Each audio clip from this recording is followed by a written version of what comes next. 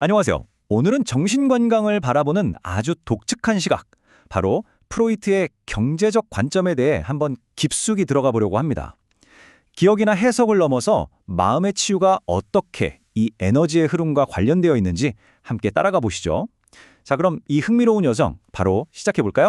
여러분, 혹시 이런 경험 없으신가요? 머리로는 내 문제가 뭔지 다 알겠는데, 정말 논리적으로는 이해가 되는데, 이상하게 마음은 조금도 나아지질 않는 그런 상황 말이에요. 오늘 우리가 파헤쳐볼 이야기가 바로 여기서 이 아주 근본적인 질문에서 시작됩니다. 왜 아는 것이 곧바로 치유로 이어지지가 않는 걸까요? 자, 이 질문의 답을 찾으려면요, 우리는 정신분석의 초창기로 한번 거슬러 올라가 봐야 합니다. 처음부터 모든 게 술술 풀렸던 건 아니었거든요.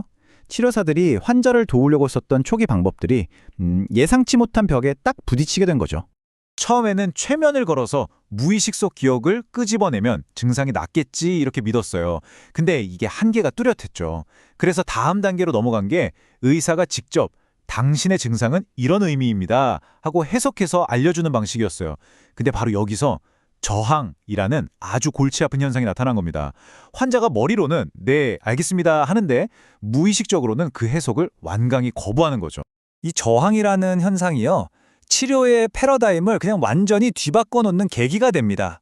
아, 이게 단순히 숨겨진 기억을 찾아서 알려주는 걸로는 안 되는구나. 이게 명백해진 거죠.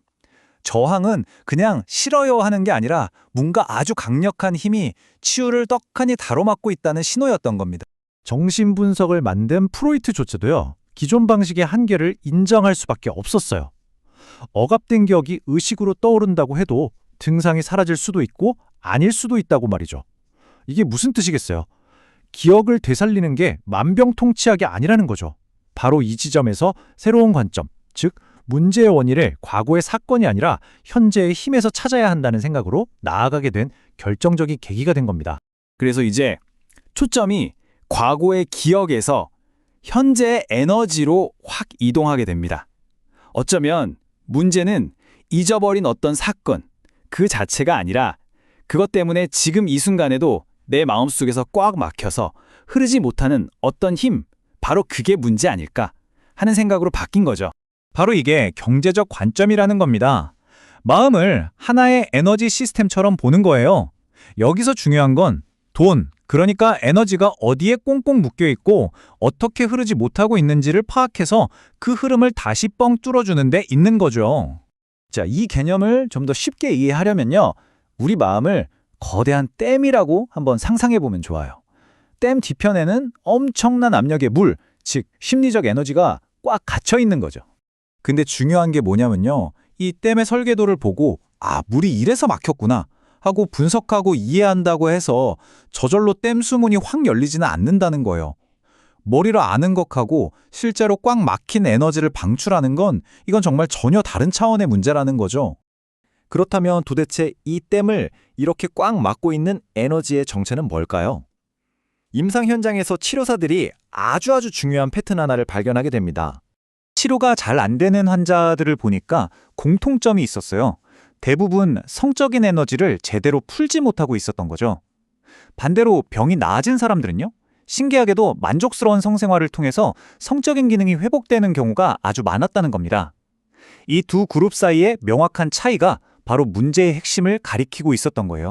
이렇게 방출되지 못하고 꽉 막혀버린 성적 에너지를 바로 성적 우렬이라고 부릅니다. 그리고 이 경제적 관점에서는요, 바로 이 우렬된 에너지, 이 꽉 막힌 에너지가 신경증, 그러니까 마음의 병을 일으키는 주된 연료가 된다고 본 겁니다. 자, 그럼 이 성적 우려를 어떻게 풀어야 할까요? 여기서 아주 중요한 개념을 다시 정의할 필요가 있습니다. 많은 분들이 좀 오해하는 부분이거든요. 핵심은요, 단순히 성관계를 하냐 안 하냐 그게 아니에요. 겉으로는 성생활을 하면서도 실제로는 전혀 만족하지 못하거나 오히려 죄책감에 시달리는 경우 정말 많거든요. 진짜 중요한 건 쌓여있던 그 성적 긴장을 완전히 해소하고 방출할 수 있는 능력, 바로 그 자체입니다. 이 능력을 오르가즘 능력이라고 부르는데요. 여기서 말하는 능력은 어떤 신체적인 퍼포먼스가 아니에요. 심리적으로 또 에너지 차원에서 완벽한 방출과 이완을 경험하는 능력을 말하는 겁니다. 이게 가능해야만 비로소 그 꽉 막혔던 에너지댐의 수문이 열리고 현재의 삶에서 에너지 균형을 되찾을 수 있다는 거죠. 어떤 분들은 이렇게 물을 수도 있어요. 그 에너지를 예술이나 일 같은 좀 더 고상한 활동으로 승화시키면 되는 거 아니냐 하고요. 물론 승화도 중요하죠. 하지만 이 넘쳐나는 에너지의 양을 감당하기엔 역부족이라는 거예요. 직접적인 만족을 통해서 에너지를 조절하는 과정이 반드시 필요하다고 본 거죠. 자, 이제 모든 조각들이 딱 맞춰집니다. 초기 정신 분석이 도달한 결론. 그러니까 치료의 궁극적인 목표는 단순히 과거를 파헤치는 것, 그 이상이었습니다. 그건 바로 현재의 에너지 흐름을 회복하는 것이었던 거죠. 오늘 이야기의 가장 중요한 핵심, 바로 이 문장에 다 담겨 있습니다. 과거의 기억을 떠올리는 거? 물론 중요하죠. 하지만 그것만으로는 부족하다는 거예요. 가장 중요한 건 뭐다?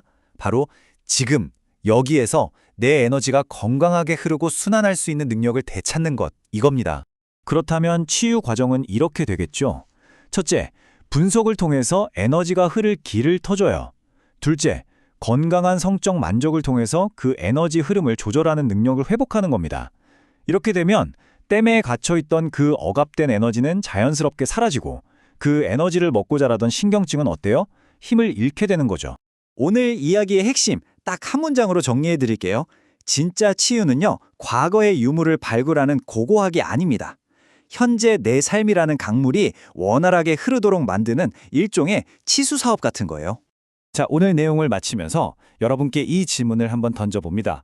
어쩌면 우리가 그토록 찾아 헤매는 마음의 평화와 자유는 과거에 대한 끝없는 해석이 아니라 바로 지금 이 순간 나의 에너지가 어떻게 흐르고 있는지 거기에 달려있는 건 아닐까요?